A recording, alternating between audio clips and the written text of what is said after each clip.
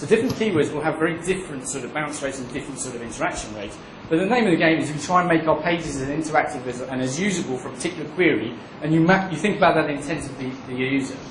Google will personalize results. So I said before, if you keep clicking on a particular website, that website will start propagating higher and higher and higher for you as a user. So, transversely, if people don't interact with you, and they always interact with the other guy, then that's going to kind of have a negative effect on you because the other guys are going to propagate higher and higher and higher as well. So it's important that you get the guy, you interact with him, and you use it. And so pages must carefully be crafted to be, one, super fast, and two, map the user's intent so that the user can find what he's looking for within a split second. If he doesn't find what he's looking for, he's going to be out of there, and then you've lost that guy. So, here's a very simple case study. This is IBM. The giants of the web as such. Keyword, information management. Traffic coming in, this keyword had an 85% bounce rate. Why do you think it had an 85% bounce rate? And what do you think they changed to make that bounce rate change? There's one change they made to this page. Any ideas? Keywords, information management, they came to the page. I've just highlighted all the places where information management appears, okay, so that it doesn't normally look like that. Sorry?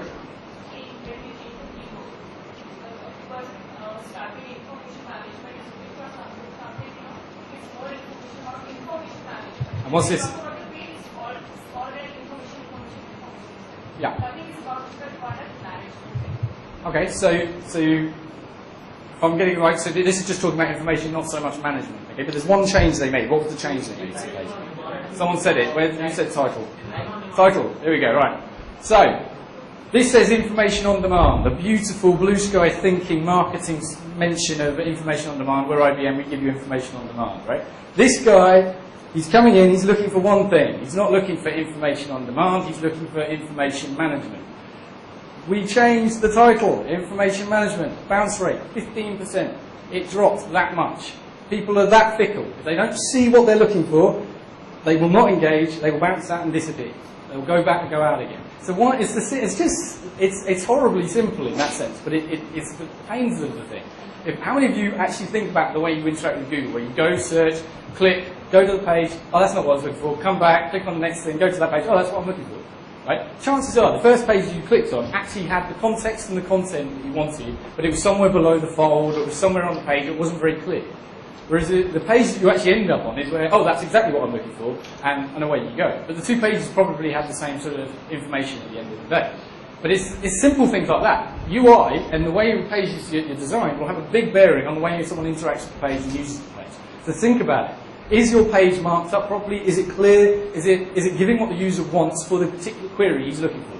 Now, it's impossible to rank for every single keyword under the sun, because then you'd have millions of pages you'd need to create for every single keyword, right? So you've got to think strategically. You've got to think, what are the words that are most important to me? And then make sure your pages are carefully crafted for those particular words. So, super fast. If your page takes forever to load, users are, again, fickle. If the page just doesn't load, for God's sake, I'm clicking back and going to the next page, okay? So if it does load, then I'll be like, brilliant, brilliant, interact, you'll engage, and you get the thing. So, there's things that you can do to improve things. You can remove scripts out of your page. You can remove all the function out of the page and make it externalized, so the pages might load much, much faster. You can reduce your server calls, so you're not making hundreds of calls for a particular page, you make the page much, much quicker as well.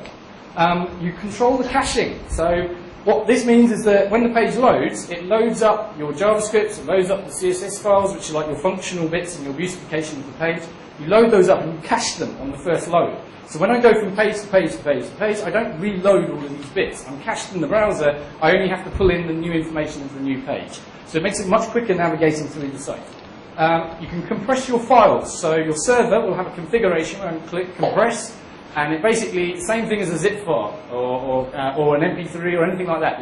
You take the actual file, which might be say 100 kilobits, I compress it, make it 30 kilobits. The fact that it's 70% smaller means that it travels 70% faster down the web, so it's much, much quicker. So that in itself will improve page speed by a huge amount. So some of these things may sound very technical, right? But the thing is that just remember one thing, that your website needs to be fast for SEO to work. When you're talking to a website designer or a web developer, you know that speed is going to be relevant. And then you say, okay, the speed cannot be improved.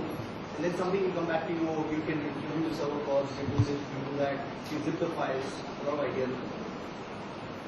We have a coffee break, so I will come back to this in 5-10 minutes, I guess. How long have we got?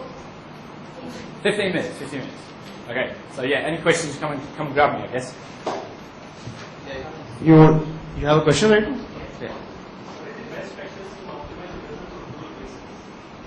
Yeah. Do a submission to start with. That'd be the first thing to do. Submit yourself to Google Places. Then get local people with local IPs to give you reviews and ratings which are coming from that area. So Google knows, let's say you've got a business in Delhi or Gurgaon or something, and let's say your business is solely there. If you get lots of people within Gurgaon actually coming in from Gurgaon IPs and leaving reviews and saying you're a great place, that will actually inherently give you a lot more value because you're getting natural sort of reviews and ratings from the locality of where it is. Also, if you start listing yourself in local directories, such as local business directories, local yellow pages, local things like that, linking to your places page, that will also inherently enhance the amount of sort of local interconnectivity that you might get. Basically, you've got to think local. Everything you do has to be local. The more you do that, the better it will come. We take the question after the coffee break, or we should probably discuss offline. Yeah, come get me.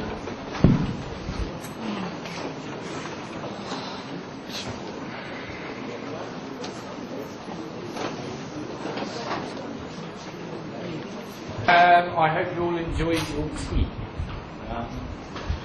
Very good. Right. So, we covered all this. So the final point on this is a CDN, Content Delivery Network. Basically means that you employ someone like an Akamai. I don't know if any of you have ever heard of that, but what Content Delivery Networks do is they host servers for you. So I have a server in the US, a server in the UK, a server in India, and what this means is I put my website on multiple servers all over the world. And when I make a request for the site, it doesn't come to my server, it comes to the local server, wherever that server may be. So if I'm a very large corporate and I have millions of customers all over the world, and I want my site to be quick wherever they are, I will use a CDN network to make sure that my site is as quick as possible, whatever person is, wherever they are. Okay? Yeah. So a lot of clients after we use social media. Yep. Slows it down. Yeah. So what do we do now? Especially like there are multiple posts and they want to have social media for every single post. It's a bit of a trade-off, really. If you can get as much of your code out of the page as possible, and then you've only just got those social media plugins that you've got to deal with, then you can kind of speed it in that sense. And obviously, the integration that you do, don't make one page that comes up and then does 20 calls to Facebook, because then you get your page will just never load. It will just take forever. So just try and minimise the amount of calls you're making.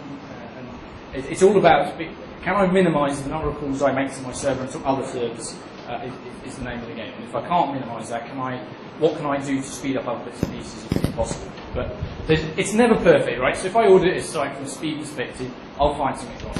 I always find something wrong. But it's sort of it's just, can I get to that kind of perfect mecca? Maybe, hopefully, but just try and do all the bits and pieces if you can. Okay, page design usability.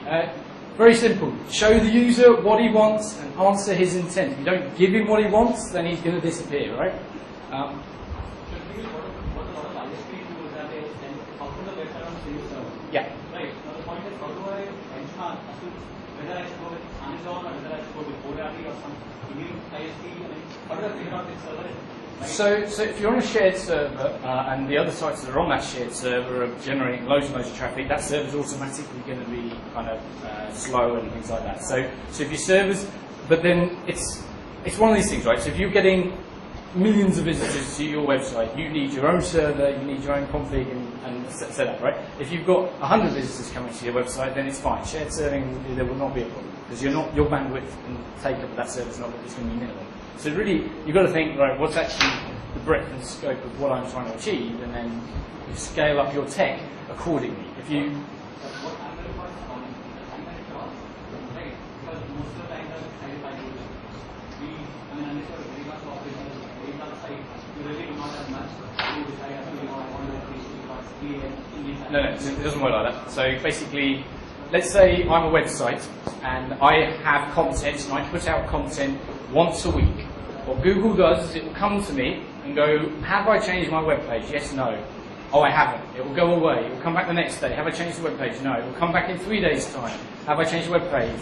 No. It will come back in a week's time. Have I changed the web page? Yes, I have. Okay. I need to keep coming back every week. So it comes back next week. If I haven't changed the web page, I'll come back in 10 days. Hasn't changed the web page, it'll come back in 14 days. Hasn't changed Guys, the web page, it'll come back in 1 second. I think this one-to-one interaction, right? First of all, the other guys in the back can't hear it. And plus, you're going to miss a lot of context. Okay, fair enough. So I think you get one question, and I think you can quickly answer it. Otherwise, move on. Otherwise, if we have an interaction out here, then a lot of people are going to then miss out on a lot of content. Long and short of that one is let Google crawl and don't worry about it. And any questions? I think we can just pass the mic around. You have one more mic? Huh? Okay. So I think what we do is let the session end, and then let's do a little bit of Questions, couple of questions on that session, rather than doing it in the accelerator. Fair enough. All right, cool. I'll whiz through this anyway. I've got to get onto a whole load of other stuff. So, so usability. Do so the format where he wants, how he wants. Give clear signposts. Make sure give clear signposts of what he wants and what you want the user to do next. Never assume he knows what to do next. Your mic's on.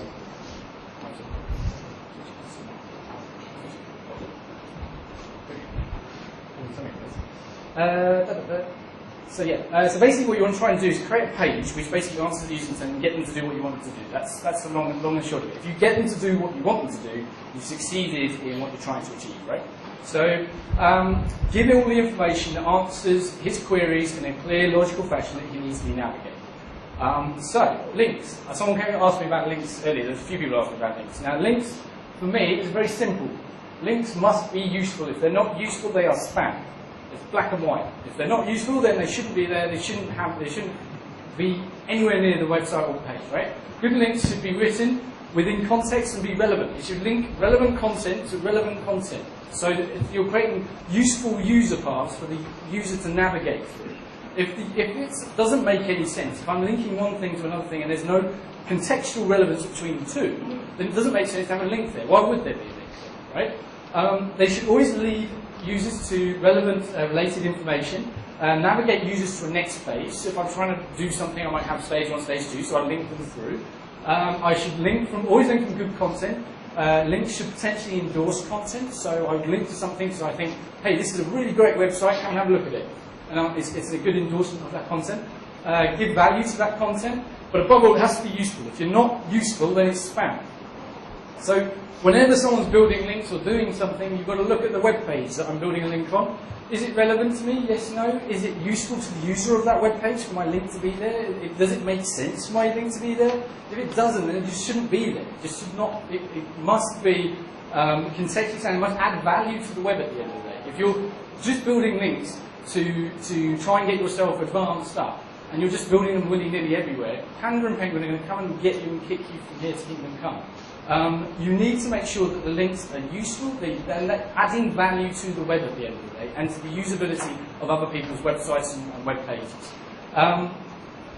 This is a bit grey, but if you want to harvest PageRank, they're quite smart. So if I have a server, someone's talking about a server with hundreds of websites on it, let's say I've got hundreds of websites on one server, and they all link together, then Google's going to come in and go, hang on a minute, they're all on the same server, it's the same guy, that's ridiculous, right? So if you want to capture PageRank, you need to make sure that the links are coming from lots of different locations, which are all relevant to you, obviously, and they're coming from different servers, different organisations, and they're coming in. You want to try and make sure that there's not so many links leaving the page, because the more links coming out of the page, the less PageRank you'll get. You want to make sure it's anchored with context, so wherever the link's coming from, if I want to rank for, say, I don't know, car loans, I need to make sure that the link coming in is from a page that talks about car loans, and comes into me with kind of the context that I want it for car loans, essentially, so that there's context to context. If there's not that context, then you won't get that sort of added value off the back of it. Again, this is all a bit grey, right? Because if you're just spawning content about car loans everywhere, just for the sake, because you want to rank for car loans, and every link coming in talks about car loans, then it's obviously fabricated. So you need to be more tactile. You've got to think, right, what organisations am I teamed up with? Who are my suppliers? Who are my partners? Who can I talk to in an offline world to get an online sort of initiative going where we link together and we share content, we do stuff in more tactile sort of things. So just to give you a kind of example, right? We work for a travel aggregator. We're creating a property, which is this hotel awards. So we're going to go to the hotels and say, you've won an award, as voted by our customers, you are the cleanest hotel in Goa. You are the nicest food in Goa. You are the best rooms in Goa. And we give them an award. They put that on their webpage, which is the award, and that links back to us. And it comes to their award certificate and everything like that. Perfectly acceptable, legitimate link, which is done from an offline initiative. Now, those links are gold, right? Because they're real. They're real links. I'm creating something. I've created an award. I'm linking the two together. I'm giving the hotelier something useful, so they're happy to put that link up there. And I don't know if you've ever seen TripAdvisor. They do this in a huge way, right? Every single website that is a hotel will have TripAdvisor ratings and awards and all that sort of stuff. But they're real links, right? They're actually adding use. They're giving the user something. At the end of the day, the user can come in and see the reviews. They can see what the hotel's like. There's value in that link, right? Whereas if you're just building links willy-nilly for the sake of it, where is the value? Where is the value? You've got to think, is it useful, right? So, clickability. This is the concept of, I've seen many websites rank #1, but get very little traffic. Because the messaging in the creative that's there on Google is all gobbledygook. It doesn't make any sense. It's just like kind of random words and broken, fragmented sentences. And so, I might get shown 100 times and clicked on once. And I think, great, I'm #1, I'm getting 1 visitor a day, this is great, I love this. Okay? But the reality is, if you go and change that snippet to say something useful, intelligent, and have a bit more of a marketing spiel about it, then you might get not just 1 person, but 20 people clicking. So you can get potentially 20 times the traffic just by changing the messaging of your creative. This will actually this also falls into paid search when you kind of look at that as well. But the creative itself has a huge bearing on whether or not someone clicks on you and comes to your website. And just simply by making sure that your messaging is clear can have a huge bearing and impact on the traffic that your site actually gets. If you're not being clicked on, what do you think Google's going to think? Useless. Every time I show this person, they never get clicked on. I'm going to just keep knocking that one out. So the sites that do get clicked are the ones that have good messaging, good websites, and things like that. So you want to make sure that your messaging is clear, concise, to the point. It's getting people, it's differentiating you versus the other guy and giving sort of clear reasons why this guy should click on you as opposed to that guy there. At the end of the day, you both got the same product and service. It's just you're positioning yourself in a slightly better way. Okay? So this is where this falls in. Metadata. Metadata is where that messaging comes from. Your title and descriptions will be spawned from that. And it's the only tool you actually have to sell your content. Google's been mapping click-through rates through AdWords for a very long time. So to think that they're not doing that in SEO would be foolish. It wouldn't make sense, right?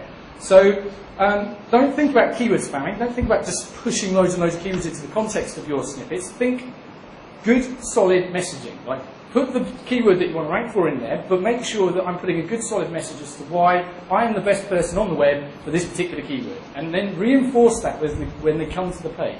So whatever you say in your snippet, make sure whatever they find at the page reinforces exactly what you've said in your snippet. Otherwise, you're going to create a bad user experience. And when the guy comes in, you said 80% off and it's only 20%. That's rubbish. And they'll bounce out and not connect, right? So you've got to make sure that whatever you say is reinforced. So social media. This is very useful. Now, we've talked about these links, right? So if people keep linking to me, I'll start ranking higher and higher. Google knows this can be fabricated, very easily fabricated, in fact. SEOs have been doing it for a very long time. What can they use to rank and rate content which can't be easily fabricated? Social media is the answer, okay? The reason being, they can use social media as a gauge of how useful a piece of content actually is, okay? After all, you can't beat human sentiment.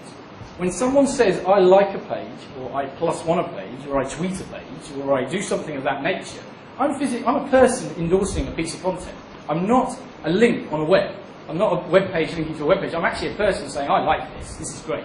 Right? So it totally changes the way you can actually look at content. If your content is socially enabled, and it gets shared, and it gets tweeted, and it gets liked, it will inherently build up a sort of sentiment value around it. It will get credibility from doing so. And that people will come to it, people will find it, that traffic will start generating, and that content will start propagating up. Okay? So social interactions like likes, shares, tweets, +1s are effectively human endorsements of content. They're people who are saying, I like this content, it's great. With more reviews, things like reviews and microdata integrated as well, your content then gets real endorsements, gets real value, and that creates this whole bubble of sort of this value of sentiment as such, human sentiment, being built into your content, so your content can start rising up. You cannot contrive or manipulate this. A person is a person at the end of the day. I could potentially pay 100 people to go and try and manipulate it, but that would be a very expensive way of trying to do something. So, by the fact it's people, makes it very different, right? Now, Google at one point used to have a direct feed from Twitter, and it was very interesting because you used to be able to put a piece of content up, tweet it about 5-6 times, retweet it a few times, and that piece of content would appear within the Google results, like pretty quickly as well. Just go. So Google was using Twitter as like a sort of sounding beacon as to the noise of what's happening on the web. Let me give an example of this. When Michael Jackson died, one of the first pieces of information that went up on the web was a Twitter handle to say Michael Jackson is dead. The retweets on that Twitter handle went, so it's like an explosion. Michael Jackson's dead, Michael Jackson's dead. Google's able to listen to that explosion and go, oh, this is important. Everything's happening all of a sudden, and they'll push that content directly into the top of the results. So in real time, the content can be manipulated for particular things based on that kind of social interactivity, that noise that happens. Now, SEO Moz, which are a bunch of geeks who sit in America who are SEO guys, they kind of quite like prodding Google, but they investigated this, and they were able to actually detect that Facebook and Twitter was being used by Google as a measure of sentiment. And it was kind of true, you were able to get these results, like I said, in this sort of way. Now, this integration of social is then it's obviously quite a big piece for Google, because when you think about it, they've now developed their own actual social media platform for doing so. So if you think about it from Google's perspective, what would be better for Google than an actual person endorsing the content is if you actually owned the person. So, here's them owning the person, Google+. Now, some of you might not know this, but you're all pretty much part of Google+ already. All of the Google accounts are linking themselves. So if your Gmail or your YouTube or your whatever Google account you've got, they're actually all interlinked on Google+. And they kind of this is already pretty much created for you. You just need to pick a button and then all your data and everything will come up and all your interlinks and everything like that. But this is starting. So they're trying to map people, understand people, and from here they can kind of create much, much better results. Think of it like this, right? Well, anyway, So Facebook, Twitter wouldn't play. Google go it alone, set up their own platform, right? Google+. Through Google+, you could deliver 100 times better results. Think about it. If they know you, they know your friends, they know what you like, what you don't like, where you go, where you eat, what you don't eat, all of these different things, how are they going to be able to use that data to then advertise to you on a much, much higher, stronger, better level? Their personalisation will become far, far, far better. It'll be bonkers, right? You'll be able to take all these points and start using them. So from a simplistic sort of point of view, you can use this data very, very creatively to create really, really strong advertising. I can target specific demographics, age groups, types of people who like this, people who don't like this. That would be the advancements of where this goes. And I don't know if any of you use Facebook, but through Facebook you can already do this. I can already target certain audiences or certain likes, certain features and things like that. So this is where this might go. So obviously they can personalise information specifically for you as the user. Okay? Simplistically, if you think about it, if they know my friends like it, surely I might like it too. So from a SEO result perspective, let's say Vivek is my friend on Google+. He endorses a website about car insurance. Okay, he says, I like this car insurance. When I come to search for car insurance, because I'm logged into my Google+, the website that he endorsed will come up into my results with his face by it saying, Vivek likes this web page. And I'll go, oh, very good, click. So the interaction's there, right? So suddenly they can start manipulating results based upon my own personal connectivity as well.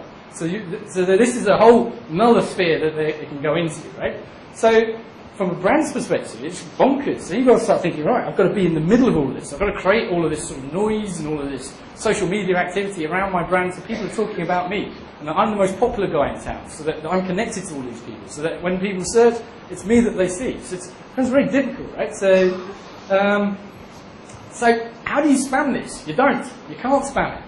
At the end of the day, Google controls the people, the content. They can see the intricacies of the connections, the IPs, the everything. So you can't go in there and keep creating Google accounts and trying to spam it in that sort of sense. Because what's the point? You're creating all of these accounts that are fake, that don't actually connect to real people. You've got real fake accounts connecting to fake accounts. So they're never going to search. They're never going to search on Google. Whereas real people will search. So real connections will only work. Whereas fake connections will never. How's a person who doesn't exist going to go and search on Google? They can't. So it's not a thing you can break, right? So that is one of the biggest sort of outlying things that you've got to think about. Am I being social? Am I connecting my content? Am I making my content socially activated? At the end of the day, if someone who has a Twitter account has 10,000 followers and they tweet your content, you'll get maybe 1,000 people come through just from that one tweet. The value of that is immense. This sort of social interconnectivity is a big player in all of this. So universal accessibility. Now, this is quite simple. Can your content be found anyhow, by anyone, anywhere? Yes. If it can, then great. If it can't, then you need to work on that. You've got to think about it. Google has broadened its reach. It's got mobile. It's got social media. Before you know it, it'll have Google TV. But the reality is it has YouTube. So it's already got Google TV, right? So the future of this is kind of Google's going universal. The first step on that is obviously mobile. TV will be next. Before you know it, it'll be on your watch. Okay. Now, what you've got to think about is my content universally accessible? How are people accessing the web these days? They're accessing it from everywhere. They're accessing it from mobile devices, from tablets, from TVs, from computers themselves. Am I accessible on these platforms? Is my content able to render on these platforms? Does my content render on a screen that big? Does it render on a screen that big? Can I use it? Is it functional on a screen that big? Does it even load on the screen that big? Have you asked yourself these questions? But for India, this is monstrous. This is huge, right? So, how many of you heard of the India internet story, like the 150 million or whatever? The number changes every time I go to a conference, but there's 150 million apparently on the web, right? This number will double in the next couple of years. And do you know where that doubling is going to come from? Mobile, right? It's all these handsets that are coming on. And it's not going to be on these laptops, it's going to be mobile. So this is a huge area. If you want to get a leap, get a step ahead, it's think mobile. How can I make my content accessible on a platform like this? Internet-enabled handsets, less than 4,000, they're probably even cheaper. But by the time I made this template, there's probably half in that time. But what to do, right? We've got to follow the mission. Organise, make it useful, make it accessible. Easy. Create sites that function effectively on multiple platforms. So experiential design, sort of sites that are actually stretchy, that will stretch for different platforms, or sites that can actually recognise the user agent and then serve the right sort of content to the right sort of screen size. So organise in much the same way as you make site, but make sure you optimise the user experience and simplify things and give the consumers what they want on the platform that they want it. Okay? Now, in some instances, it might mean that you need to actually develop multiple sites or multiple platforms to deal with some of this, but it really depends on what it is you're trying to achieve. But some of the tricks of the trade is basically design content that's navigatable and engages on small screens, keep it light, keep heavy images out of it, right? If your internet connection is through mobile, they're not very good half the time, so if you've got heavy images coming down, then it's going to slow the site down, it's going to slow the functionality, so try and keep it light. Link mobile content to mobile content, link directly from your site, use HTML5, it's a multi-platform system that allows any kind of system to actually render. Use standard naming conventions, so for mobile content, place them in a location that can be easily found. Build for unique operating platforms, and use redirects for mobile agents. So if a mobile agent comes in, redirect them to the content you want them to look at. So if it's a tablet, you might want them to send them to a different type of content versus someone coming in on a BlackBerry versus someone coming in on a really bad phone which has internet access. Okay. So the other thing you can look at is you can construe this to all things web. Now this is not quite to do with SEO, but it's one of the things that we've started selling in a big way, is this concept of web presence optimization. Sorry. Yep. On the previous slide, you mentioned that editing websites on different URL. What if the site is responsive and fine, absolutely fine. If it's a responsive design, then that's absolutely fine. If you've not got responsive design, then you've got your website, you want to build another one, put it in. Yeah, if it's adaptive, then it's absolutely fine. If it's not adaptive, then make sure you put it in a location that can be crawled and accessed. But it helps with the indexation, because then Google, when the Google mobile bot comes in, it goes, oh, this is a mobile website, so I've been told it's a mobile website. So there's different bots. There's a mobile bot, and there's a desktop bot. How would you tell on a responsive website to Google bot that this is a responsive website that will work with the It will know. It will work it out. Because it will come in and it will be redirected. It basically sees what the user sees. So it will, whatever you present, the bot will actually work it out.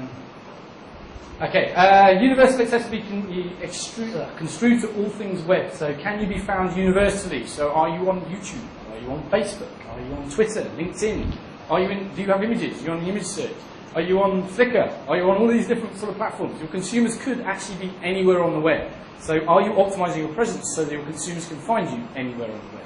Probably not, right? So the conclusion of all of this piece is, if you're not sure about something, just ask yourself, does this make my information organized, universally accessible, and useful? If it does not do that, then don't do it. Okay? That is SEO in a nutshell. Any questions on SEO? Because I'm going to move into paid.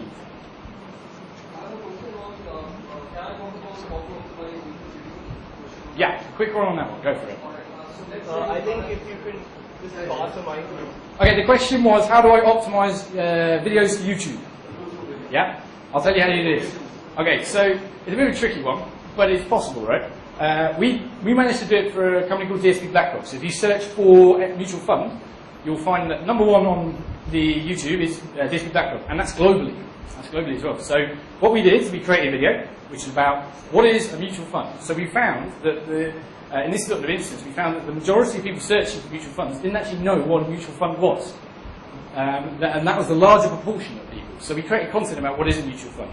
We then put that onto YouTube. We then promoted it using lots of different channels. We used search, we used Twitter, we used Facebook, we used all sorts. Display, media, we paid quite a lot of money to put a lot of people into it. We also aggregated that content into Yahoo Finance, Money Control, varying other places. So they fed that YouTube content in.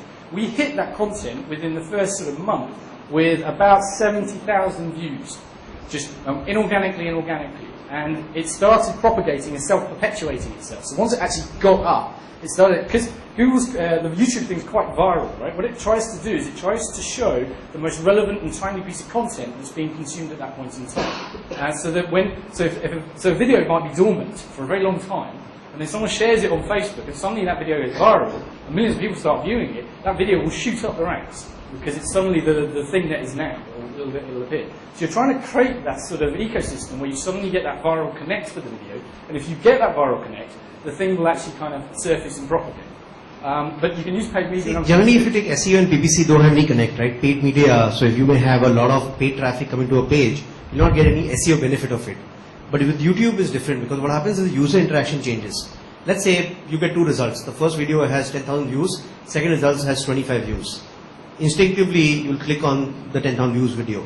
It could be happening that the third result is 10,000 views, first result is 500 views. You still click on third result. So what happens is that because of user interaction, what we recommend is a little bit of paid media in the early phase of seeding the YouTube video goes a long way. So we recommend our partners use a little bit of paid media, get a certain number of views, and then let the organic kick in. So like the DSP BlackRock YouTube channel now has about 350,000 odd views. And each click on paid search costs 100 rupees a click. So you take 350,000. If you take one click equal to one video view, that's almost 3.5-4 crores worth of traffic that the channel has generated for like 10 lakhs of upfront sort of seeding of content spends, and 10 lakhs or 8 lakhs to produce the videos.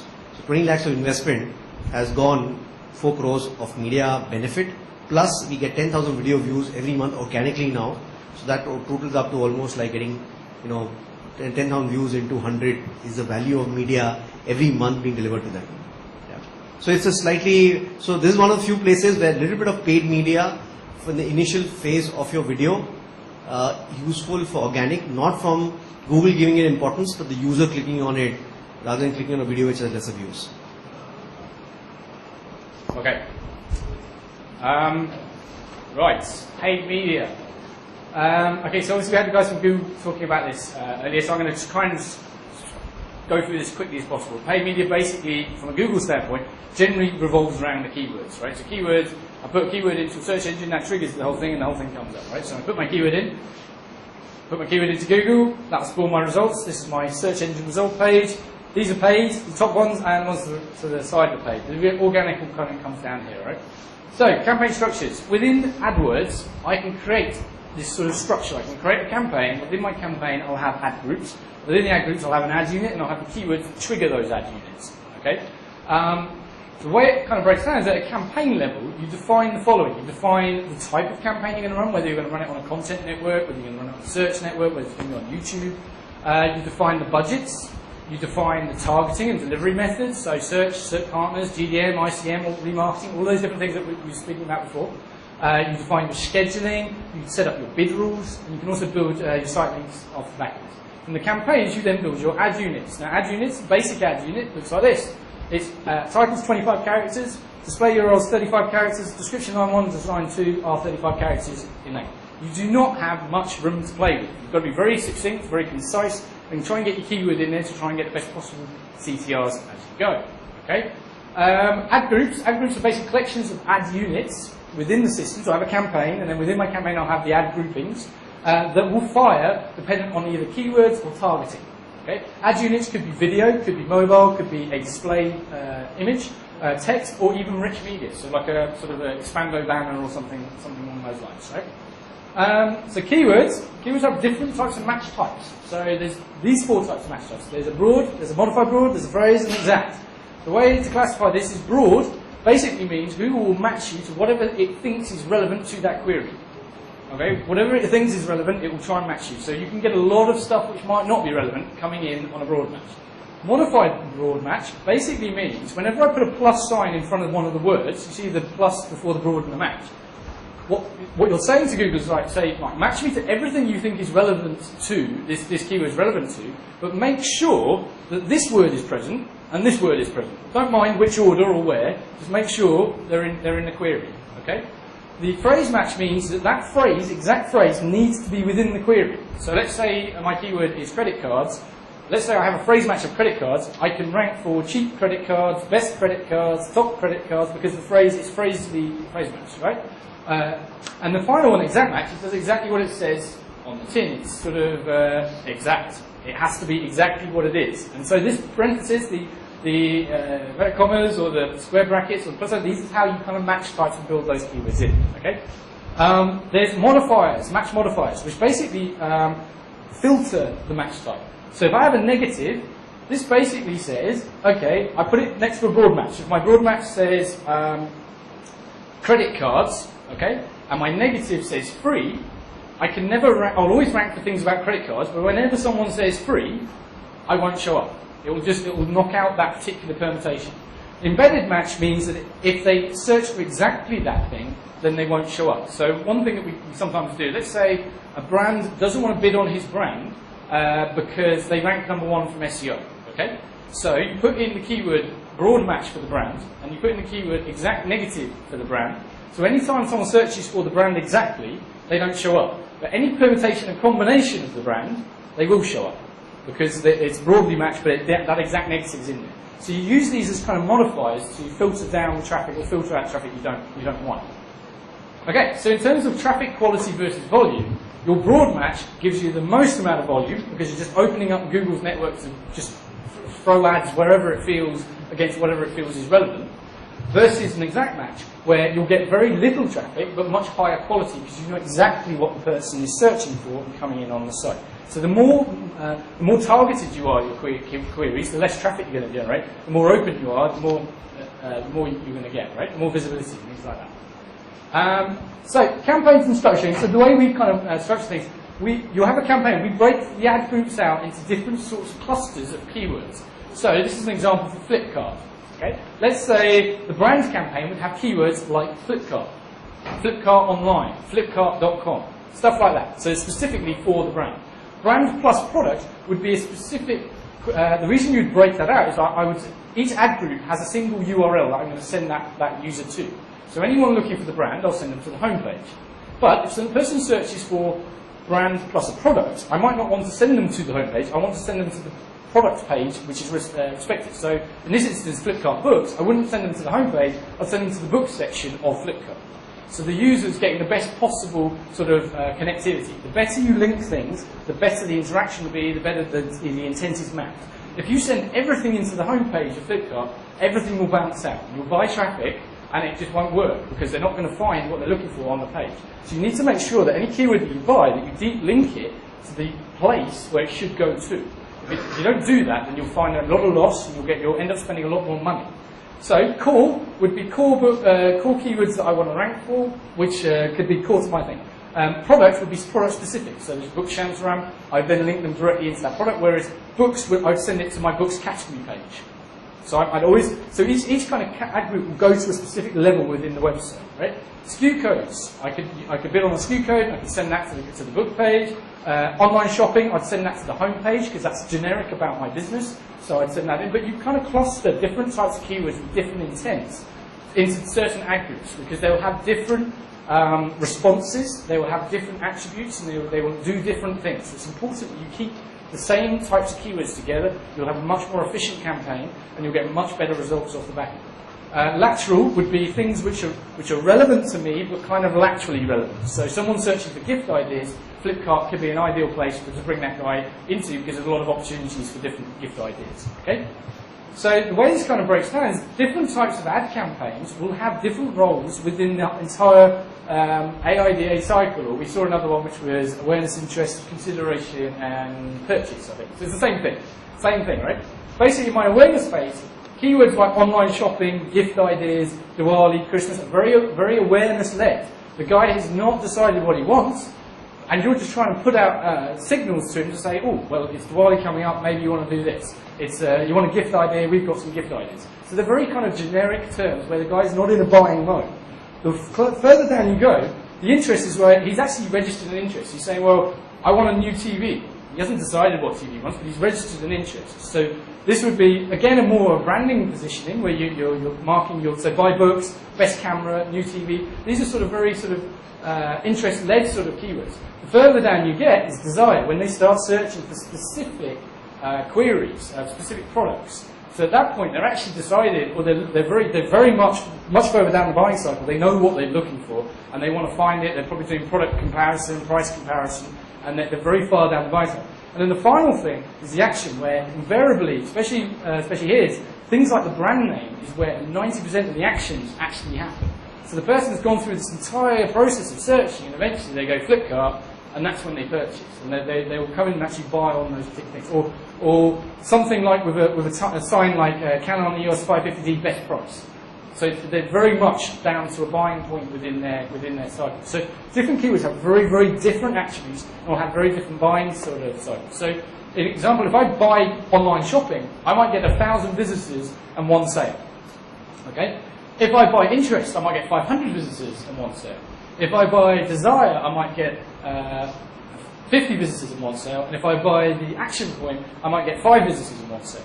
But the challenge is at this end, you might get very few visitors, and at this end, you might get millions and millions of visitors. So the volume is further up the scale, whereas as you get further down the pipe, there's a lot less volume to be had. And it's a lot more aggressive, the marketplace is a lot more aggressive. Everyone's trying to buy these words as well. So it gets a little bit sort of tricky down that bottom bit. And whether or not your campaign succeeds or not will be how well and how efficiently you manage this whole buying process, and how well you message and do your advertising against this buying process. So one of the things you can do is that, like the larger companies like Flipkart can actually target the entire idea cycle, right? But a lot of us may have limited budget. So if we have limited budget, what we should do is, digital is about maximizing efficiencies rather than minimizing waste. So let's say you have $100 budget, 5,000 rupees. Then you can also only probably bid for keywords like the camera name and best price. You can bid for your brand keyword. You can bid for very, very precise keywords. But so be it. What should happen is that $100 should get consumed on keywords that give you maximum ROI. So just being in the action phase is good enough. What you can do is, the action phase, you can probably outbid Flipkart only for those 25 keywords. Can you outbid them on a keyword to camera? Probably not. Can you afford to bid on a camera keyword? Probably not. So what you can do is that if you're not a large size business, you have a limited budget, make sure that most of your keywords are in the action phase.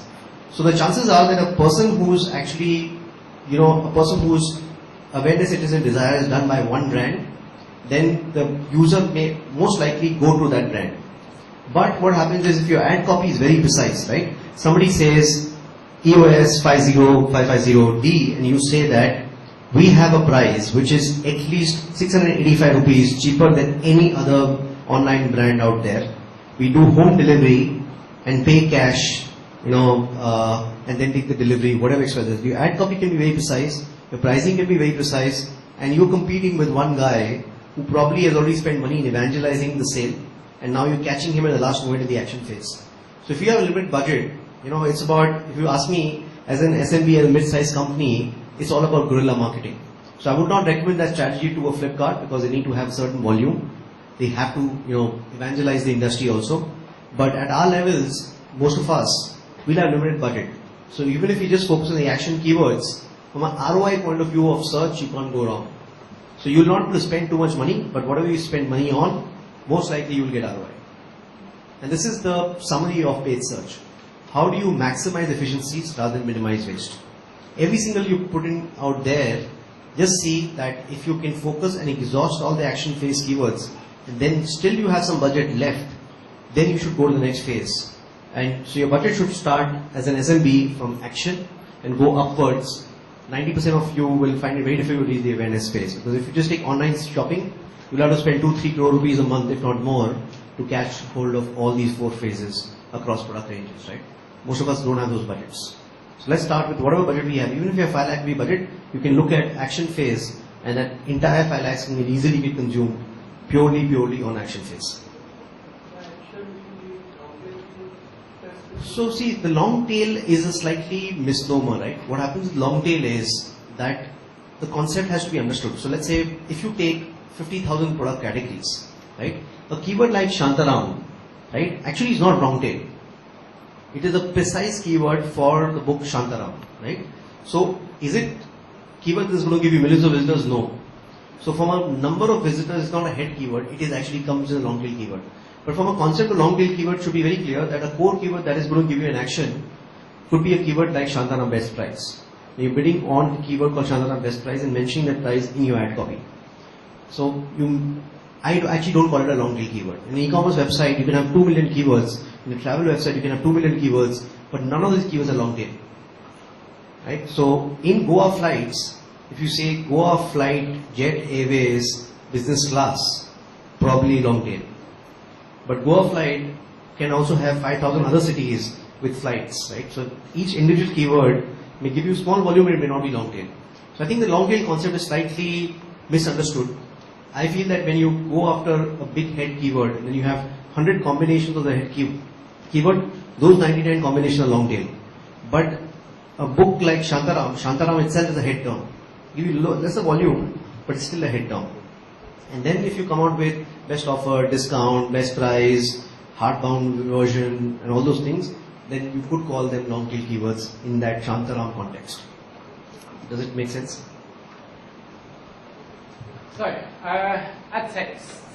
So, ad text must match the intent of the user and the keyword, right? You've got to think. You've got to look at the keyword and say, well, actually, what is the intent of this? And if they haven't defined their intent, like Shantaram best price, that person's defined his intent. He wants to buy the product, he wants the best price for it. Whereas Shantaram, he hasn't defined his intent. He might want to know what Shantaram is, he might want to know whether you can get it in hardback or softback, or whether you can get it online, or whether you can get it through ebook, or he hasn't defined anything, right? So it's very important if you know what the intent is, that you map the ad text to that intent and you carry it through to your landing page as well. So your keyword, you should separate out all of the keywords that have the same intent, be it whether they're right at the awareness, right down to the action phase, and they should be clustered in a way where they're contextually within the same buckets as well. You wouldn't want to put different types of keywords next to each other. So if one said, if one said company address and another one said company phone number, and you've got 2 separate web pages, you need to kind of differentiate those 2 things. You need to break them out. Although they've got the same sort of intent, you need to actually break them out and send them to the most relevant point that there is. So trying to get the whole process from start to finish and trying to keep the whole thing as relevant and as intent-led as possible, if you do that, you'll get much better efficiencies and much better results from your campaign. Now, where does your ad actually appear on the page? Now, this system is kind of, the way Google operates is it's an auction-led system whereby the person with the best quality of ad creative, landing page, and intent mapping, plus the highest bid price, will be the person who goes number 1. Okay, it's a matrix of the 2. So it takes your CPC price, your cost per click price, it then calculates a quality score based upon your click-through rate, i.e. how many people click on you, your landing page quality, so how good that landing page is versus the keyword, the relevancy of the keyword, the ad and the landing page, the historical performance of your campaign, and the ad relevancy. It maps all of that and gives you a quality score. If you have a very high quality score, you don't have to pay as much as someone who has a very low quality score. It multiplies the two together to give you a final ad rank sort of score. So it means if you're very efficient at creating a very relevant, highly targeted, intent-led path from keywords to landing page, and that whole path is perfectly mapped, you'll have a very high quality score, which means you won't have to pay so much on your clicks. So the better you do that whole mapping, the better you price your clicks is. If you don't do that mapping, you'll end up paying a lot more money because someone else has done that mapping, and you'll have to pay much higher prices to get a position of your ad rank. So simplistically, here I've got a thing where this guy, advertiser 1, he's paying $2 for a quality score of 10. So his ad rank, if you multiply it through, becomes 20. Whereas this guy's paying $4 and has a quality score of 4. His ad rank's 16. So he ends up being in second place, even though he's paying a lot more, because he doesn't have that quality built in. And he actually even pays even more money to be in second place as well, because his quality score is inhibiting him. So the challenge is trying to get this quality score up. The more you can maximise this score, the less you're going to inherently pay for a rank that you might want to achieve. And I've seen campaigns where the guy who sits in first, because we manage a lot of campaigns, we see a lot of different things happening, right? I've seen campaigns where the guy who sits in first place pays 5 rupees, the guy who sits in second place is paying 20, 30 rupees, or even 200 rupees for that second place, because of the quality scoring. So examples of this would be, let's say I bid on my brand, I'm Flipkart, and I'm bidding on Flipkart, my quality score is going to be inherently brilliant, because I am Flipkart, so I'll get a 10. Any competitor trying to come in and bid on Flipkart will have an incredibly bad quality score. So I'll pay 5 rupees, and any competitor who tries to buy my traffic will have to pay 200 rupees to try and compete with me because of that quality score difference. So it's keyword by keyword. Every single keyword is a different battleground, has a different scoring, will have different people trying to fight for that particular space. Google, the mind reader, we've talked about this already. It's exactly the same thing. What happens in SEO is the same in this sense from a search perspective. You've got to connect the dots. So when a user searches on Google, they put the exact intent into the search box. They say, I want this. If you don't show them an ad which says, I've got this, and then give them a landing page which reflects that, then you're not going to create a good user experience. And if you don't create a good user experience, you're going to pay more money. So the simpler you break it down, the more targeted, more accurate while breaking it down, the better the results are going to be. So path conversion, you need to uphold this intent mapping all the way through to the conversion point. If you want someone to do something, you need to tell them to do it. If you don't tell them, they'll come in and digest the content, and then they'll leave it. They'll get what they wanted and then go away. If you want them to sign up, register, call you, buy now, tell them to do so, and give them a reason to do so as well. Okay? So you've got to do this kind of part of the intent mapping, and then you've got to create new intent through your ads creative, and then map that intent on your landing page, so you create this kind of path all the way through to your conversion. Okay? So ad text and landing pages need to carry the same context and need to marry in terms of messaging and the path as you go through. So here's an example, right? Photo prints is the keyword. Our ad creative, our SEO and our paid have photo prints built in. Okay?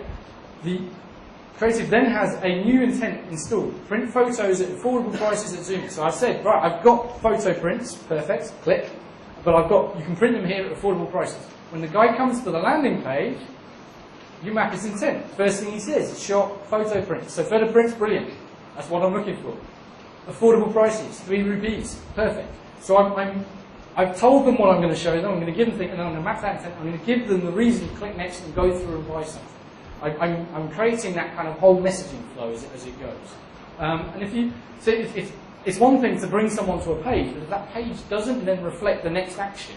Like, for example, a big faux pas that a lot of people do is they'll show the content, and then somewhere below the fold there's the next button, or there's the sign up button right below the fold. The guy's going to get his content, and he's just going to bounce out. He's not going to do the next thing. So whatever you want them to do, you need to tell them to do it, and then you need to make that apparent and clear on the page. So if you want them to sign up, you need to have a sign up box. If you want to call a number, you need to have a phone number, very clear. If you want them to click next, then you have to have a button saying next. It's just, you need to make that very apparent and above the fold. The fold is the page that you see when the page loads. Below the fold is if I scroll down, that is all that's below the fold, right? So you want to try and achieve everything that you need to achieve above the fold.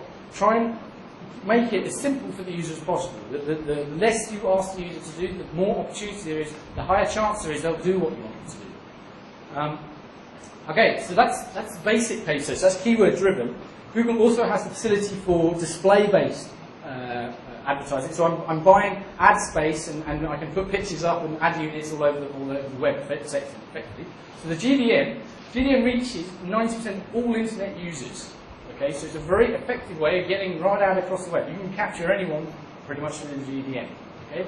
The GDN is simple. It's these ad units here. Whenever you see a website sponsored by Google, so you see those ad units on a third-party site, that is the GDN. Okay? Now there's different ways of targeting. I can do site targeting, so I can say, right, I want my ad to show up on this website over here. Or I can do contextual targeting, where I say, whenever there's a mention of this particular word, show my ad unit on that page.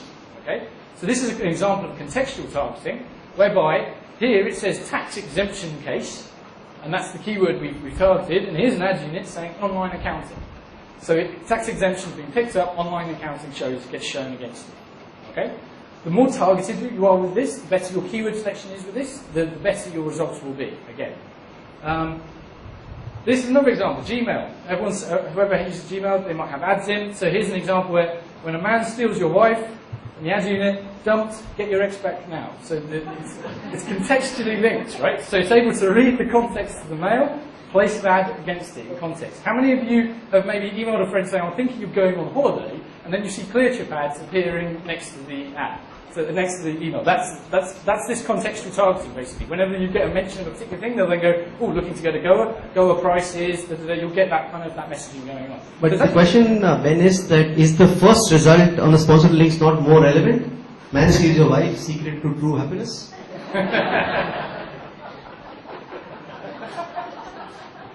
Very good question, yes. We're not recording this, are we? Right, so everyone's got the GDN, right? So GDN, I can do display-based advertising. There's lots of different types of ad units. There's like leaderboards, big banners. There's little boxes and small boxes. I can do text-based ads. I can do and I can do creative-based ads as well.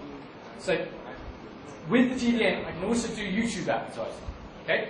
Now YouTube, huge opportunity. 40 million plus visitors a month in India. It's the #1 online video store.